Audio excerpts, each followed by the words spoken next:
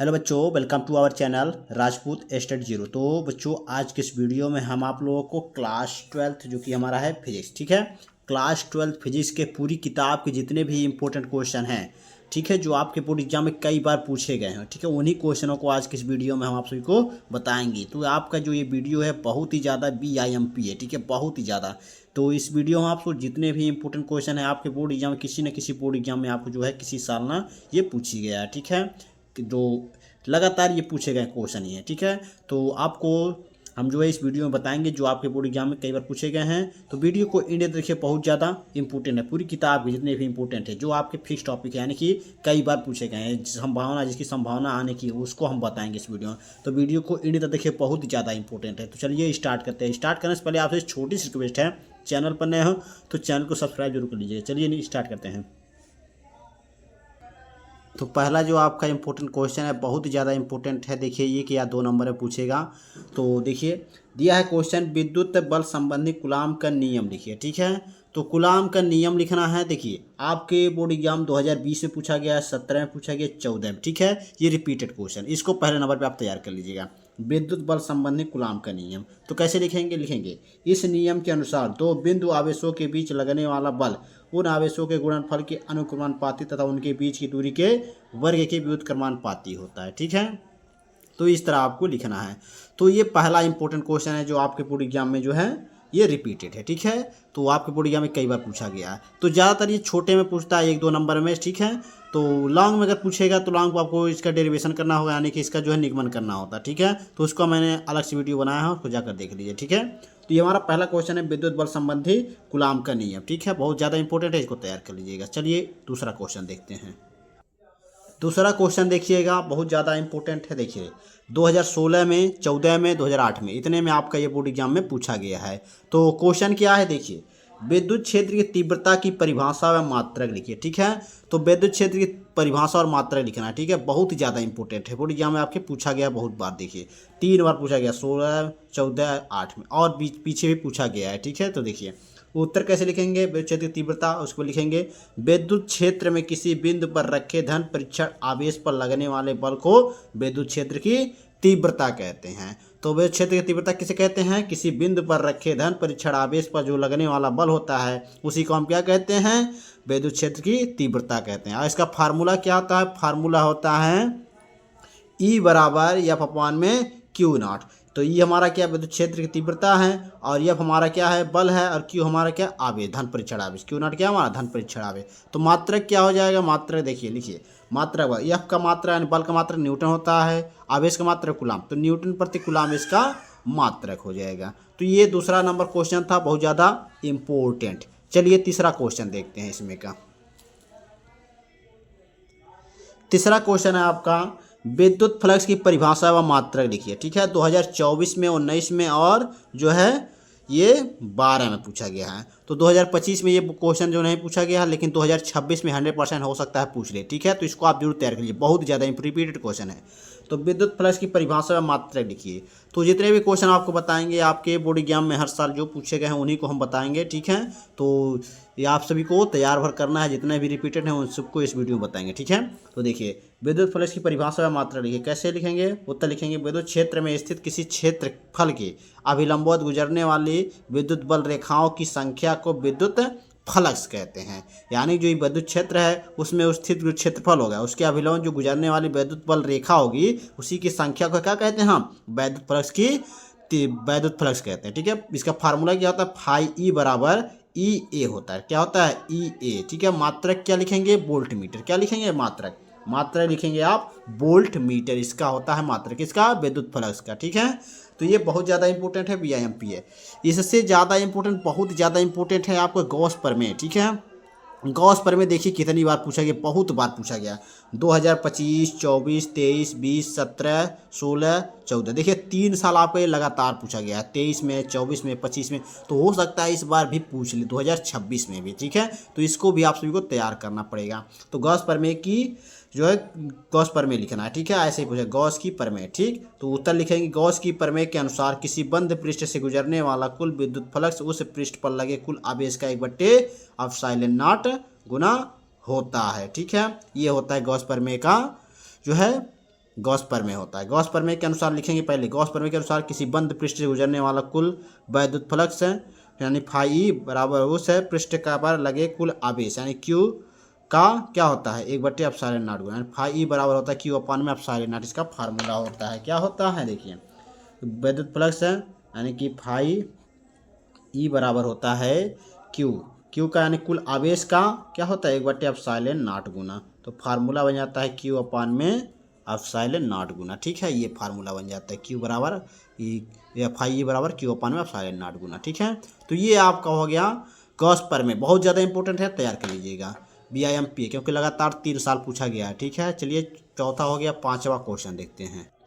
पाँचवा जो आपका रिपीटेड क्वेश्चन है वो है आपका रेखीय पृष्ठ घनत्व। ठीक है, रेखीय पृष्ठ घनत्व क्या होता है देखिए, किसी तार की, ठीक है, किसी तार की प्रति एकांक लंबाई पर वितरित आवेश की मात्रा को रेखीय पृष्ठ घनत्व कहते हैं। बहुत बार पूछा गया 2020, 17, 13 रिपीटेड क्वेश्चन को ही हम बताएंगे। ठीक है, तो रिपीटेड क्वेश्चन पहले आप सभी तैयार कर लेंगे, उसके बाद हम जो है बचेगा उसको तैयार करवाएंगे। ठीक है, परिभाषा, ठीक है, इसके डेरिवेशन, इन सब को हम अलग अलग वीडियो में बताएंगे। ठीक है, तो आज की इस वीडियो में आपको जो है रिपीटेड क्वेश्चन को बताएंगे। ठीक, 2020 में, 2017 में, 2013 में ये क्वेश्चन पूछा गया, बहुत ज़्यादा इंपॉर्टेंट है।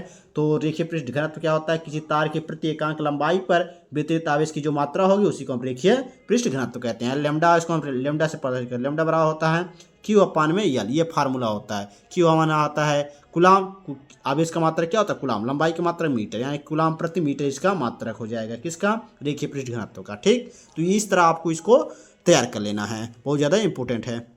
उसके बाद हम क्वेश्चन नंबर 6 देखेंगे। क्वेश्चन नंबर 6 आपका है विभव प्रवणता किसे कहते हैं, क्या, विभव प्रवणता।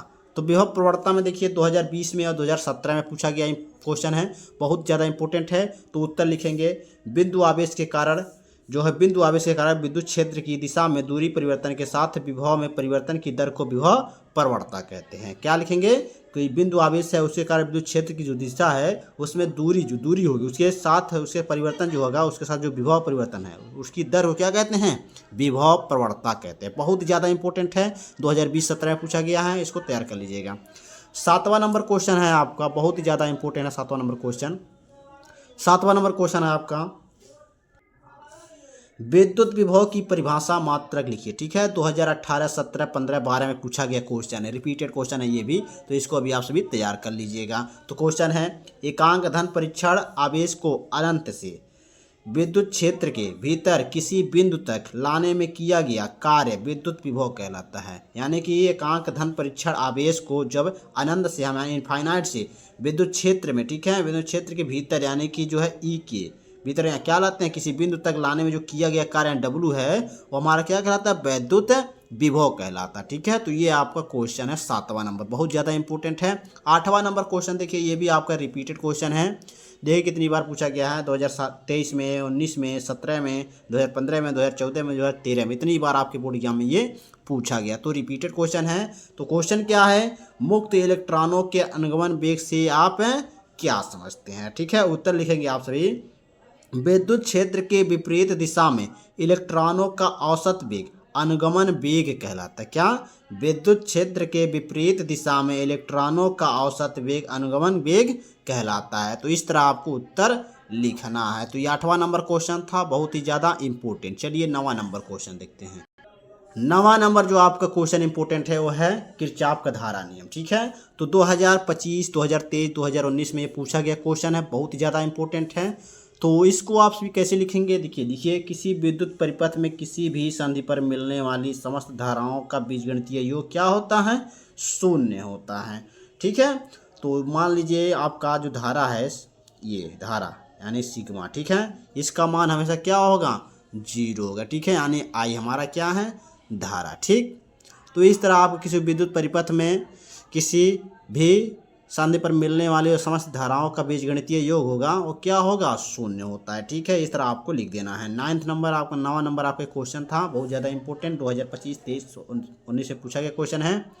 उसके बाद 10वां नंबर आपका क्वेश्चन बहुत ज़्यादा इंपॉर्टेंट ये भी है। 10वां नंबर क्वेश्चन आपका ये है, देखिए विद्युत चुंबकीय प्रेरण में लेंज का नियम क्या है। लेंज का नियम बहुत ज़्यादा इंपॉर्टेंट है, आपके बोर्ड एग्जाम में कई बार पूछा गया, 2025, 24, 17, 16, 14 में पूछा गया। देखिए ये आपका 24 में भी पूछा गया है, 2025 में भी पूछा गया है, तो यानी कि 2026 में भी वो यह पूछ सकता है। ठीक है, तो इसको आप सभी तैयार करेंगे, 100% फिक्स है, BIMP है। ठीक है, देखिए किसी परिपथ में प्रेरित विद्युत वाहक बल अथवा प्रेरित धारा की दिशा सदैव ऐसी होती है कि यह उस कारण का विरोध करती है जिससे वह स्वयं उत्पन्न होती है, इसे लेंज का नियम कहते हैं। यानी कोई विद्युत धारा है, ठीक है, प्रेरित धारा की जो दिशा है वो ऐसी होती है कि वह अपने खुद के कारण क्या अपना विरोध करती है, ठीक है, और स्वयं ही उत्पन्न हो जाती है, उसी को हम क्या कहते हैं, लेंज का नियम कहते हैं। यानी कि अपने ही विरोध में रहती है और अपने स्वयं ही उत्पन्न होती है। ठीक है, वही हमारा क्या है, लेंज का नियम है। ठीक है, तो ये आपका 10वां नंबर क्वेश्चन था। चलिए 11वां नंबर क्वेश्चन देखिए। 11वां नंबर क्वेश्चन आपका है स्वप्रेरण गुणांक क्या है। ठीक है, बहुत ज़्यादा इंपॉर्टेंट है, 2025, 23, 2022, 17 में पूछा गया क्वेश्चन है। तो देखिए स्वप्रेरण गुणांक क्या है, उत्तर लिखेंगे किसी कुंडली का स्वप्रेरण गुणांक उस प्रेरित विद्युत वाहक बल के संख्यात्मक मान के बराबर होता है जो कि उसी कुंडली में धारा परिवर्तन की दर एकांक होने पर उत्पन्न होती है। ठीक है, तो ये आपको उत्तर में लिखना है, किसी कुंडली का जो स्वप्रेरण गुणांक है उस प्रेरित विद्युत वाहक बल के क्या होता है, संख्यात्मक मान की क्या होता है, बराबर होता है, जो कि उसी कुंडली में धारा परिवर्तन की दर एकांक होने पर क्या होती है, उत्पन्न होती है। ठीक है, तो ये हमारा स्वप्रेरण गुणांक है, बहुत ज़्यादा इम्पोर्टेंट।